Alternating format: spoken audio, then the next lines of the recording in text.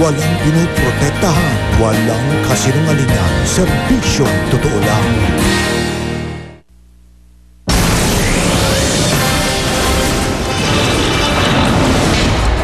Mga biyahero ngayong Lunes Santo, buhos na sa mga terminal ng bus, sa mga pier, sa dami ng mga pasahero, patagalan bago makasakay. Sa NAIA, kung saan buhos din ang mga pasahero, may naiwang pang 2 kahina-hinalang paper bag. Pangulong Aquino, personal na nag-inspeksyon sa mga sakayan. Mga paboritong bakasyunan gaya ng Subic at Baguio, dinadagsa na rin. Sa Boracay, nagkakaubusan na ng mga pwedeng tuluyan. San Pedro Putud sa Pampanga, inihahanda na para sa mga debotong magpapapako sa krus sa Biyernes Santo. Kalbaryo ngayong mahal na araw, nakaambang taas presyo sa gasolina. Mahigit 80 pamilya nawalan ng tirahan sa sunog sa Santa Cruz, Maynila. Ammonium nitrate na pampalamig sa bodega ng Isdat Karne sa Pasig. Sumingaw! Machine operator na nabugahan. Lapnos ang balat. Supot na inakalang basura ang laman. Yun pala ay isa na namang bagong silang na sanggol na inabandona. Sa China, 2 taong gulang na bata pahirapang sagipin matapos mahulog sa balon.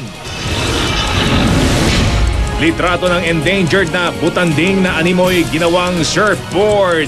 Inulan ng batiko sa internet. At Charis, kabilang sa mga panalo sa Kids' Choice Awards sa Amerika. Justin Bieber at maging si US First Lady Michelle Obama na target sa green slime.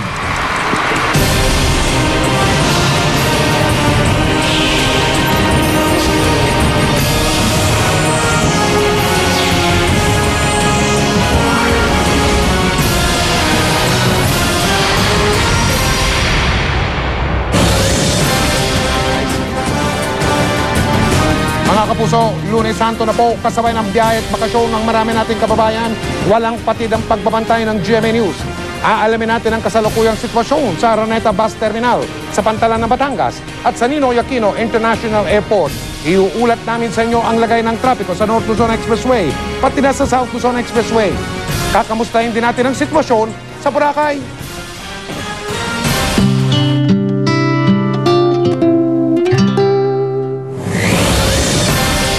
Po, Lunes Santo na po, nagsimula na ang tinatawag na exodus ng mga bakasyonista para sa Semana Santa. Mahaba ang bakasyon dahil sa Huwebes Santo, Biyernes Santo at sa Linggo ng Pagkabuhay ay idineklara na po ang tinatawag na special non-working holiday, pati ang Sabado de Gloria. Fiesta official din po sa susunod na Lunes, araw ng Kagitingan. Silipin po natin ang mga luluwa sa kani-kanilang probinsya sa Araneta Center Bus Terminal at nakatutok doon live si Susan Enriquez. Susan! Vicky, Mike, tulad na inaasahan, walang patid ang pagdating ng mga pasahero dito sa Araneta Center Bus Terminal.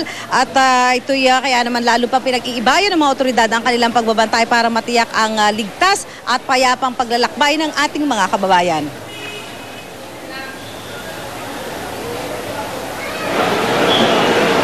Visible ang lahat ng tauhan ng ahensya na nagbabantay sa kaligtasan ng mga pasahero, pulis, mga tauhan ng LTO, LTFRB at mga taga-Philippine Red Cross. Pati ang K9 units walang tigil sa pag-amoy sa mga bagahe. Ang mga tauhan ng MMDA nakaantabay din para matiyak na hindi magsisikip sa terminal. Kung may mga nagiging problema ngayon, yun ay ang mga pasaherong hindi nakabili agad ng tiket at walang booking. Kaya ang nangyayari, chance passenger sila. Mas mahirap kung may kasama mga bata at maraming dalang mga bagahe. Nahirapan din kasi may mga bata. Kaya lang, mag-antay talaga kami ng oras namin. Naano lang kami kasi matraffic. Kanina pa kaming 9 a.m. dito eh. Kaso 4 p.m. pang ang alis. Kaso magpa-5 na eh. Kaya ang paalala, iwasang magdala ng maraming bagahe, lalo na kung may kasamang mga bata. At sa ginagawa po natin paghahatid na patuloy na mga balita at impormasyon ngayong Semana Santa, patuloy din po ang binibigay nating serbisyo. Totoo, meron po tayong booth dito.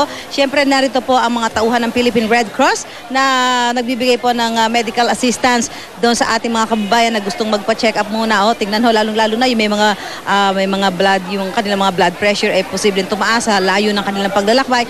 Libre po yan at nakaantabay po rito ang mga tauhan ng Philippine Red Cross. At siyempre, para ho doon sa mga maglalakbay, yung mga malalayo pa yung biyahe, halimbawa abutin po kayo ng halos isang araw at medyo yung inyong baterya ng cellphone ay mahina-hina na, meron ho tayo ditong charging station, libre po ito.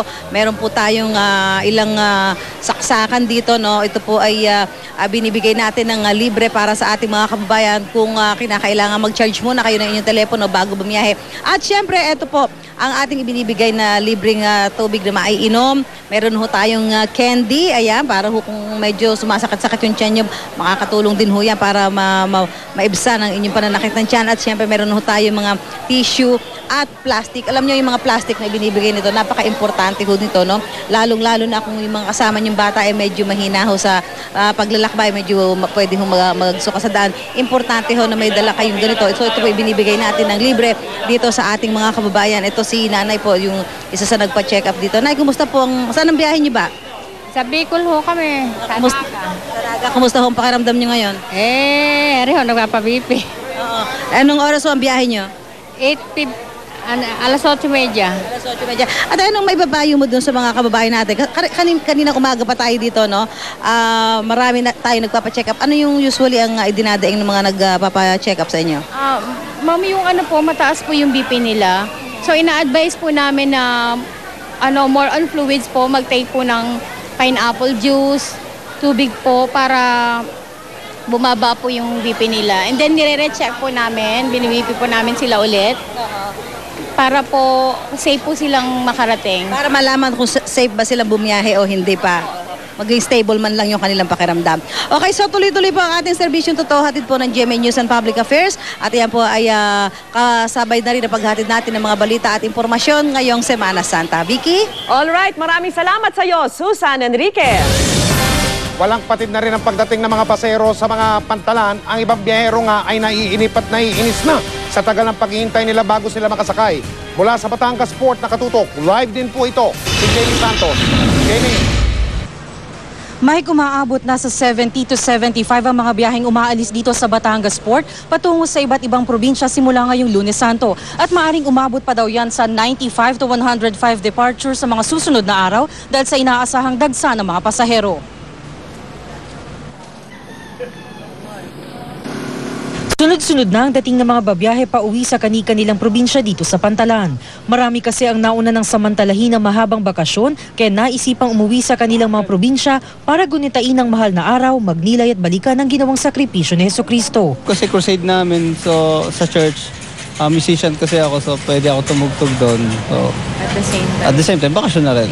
Humahaba na rin tuloy ang pila sa mga ticketing booth. Ang ilan kasi sa mga babiyahe hindi na nagpa-reserve ng ticket sa pag-aakalang maaga pa sila sa peak season. Maaga pa naman kasi inagahan talaga namin. Usually mga ganitong panahon okay pa. Kaya ang ilan sa mga nakakwentuhan namin sa pila, naiinis sa tagal ng paghihintay na makasakay ng barko. May ticket pero wala nang Slot po? Wala na. Paano daw po yun? Paano daw po ang gagawin dun sa inyo? Sa economy na lang daw. Ang iba naman, naantala ang uwi sa Romblon kahapon dahil wala raw masakyan na barko, kaya naman nadagdagan pa raw ang kanilang gastos at napilitan mag-overnight sa Batangas. Stranded po kami. Kahapon pa kami. Kahapon pa? So, bakit daw gano'n? Walang anong explanation kung bakit? Masyadong puno po. Masyado. May ilang pasahero ang nainip dahil bebentahan lang sila ng tiket 1 oras bago ang nakatakdang biyahe. Kawawa naman daw ang mga batang kasama nila na maiinip sa paghihintay. Sana magbenta na sila ng ticket habang tapos hindi pa marami ang mga tao. Pero ayon sa pamunuan ng Batangas Port, bagamat may kaunting aberya, wala naman daw dapat ipag-alala ang mga biyahero. As of now naman po, wala po. Regular lang po ang ating daloy ng pasahero. Although may mga pila na po, pero yung po ay kaya-kaya po ng ating mga barko ngayon, panahon ngayon. Ang ilang kabataan naman plano mag-relax at mag-enjoy sa Puerto Galera ngayong bakasyon. Wala namang tigil ang mga otoridad at K9 unit sa pag-iikot sa palibot ng Pantalan para tiyakin ang seguridad ng mga biyahero. Mike, ayon sa Batangas Port, simula kahapon at ngayong araw, umaabot na sa humigit kumulang 30,000 passengers ang dumating dito sa Batangas Port. Paalala naman nila sa mga babiyahe para iwas abala at aberya, iwasan ang pagdadala ng mga ipinagbabawal na gamit tulad ng alak at anumang uri ng armas. At yan ang latest mula dito sa Batangas Port. Balik sa'yo, Mike. Jamie, yung bang mga ferry o mga sasakyang pandagat na bumibiyahe dyan sa Batangas Port, may sinusunod bang schedule yan? May nakapaskil ba silang schedule o sakay lang ang mga pasero kung kailan lang may masasakyan? Jamie? Mike, meron tayong nakikita ditong nakapaskil na schedule ng biyahe ng mga barko at mga lansya dito na nakita oras-oras ito tuloy-tuloy hanggang yung huling nakita nating biyahe ay aabot yun ang 9:30 ngayong gabi. Maraming salamat, Jamie Santos.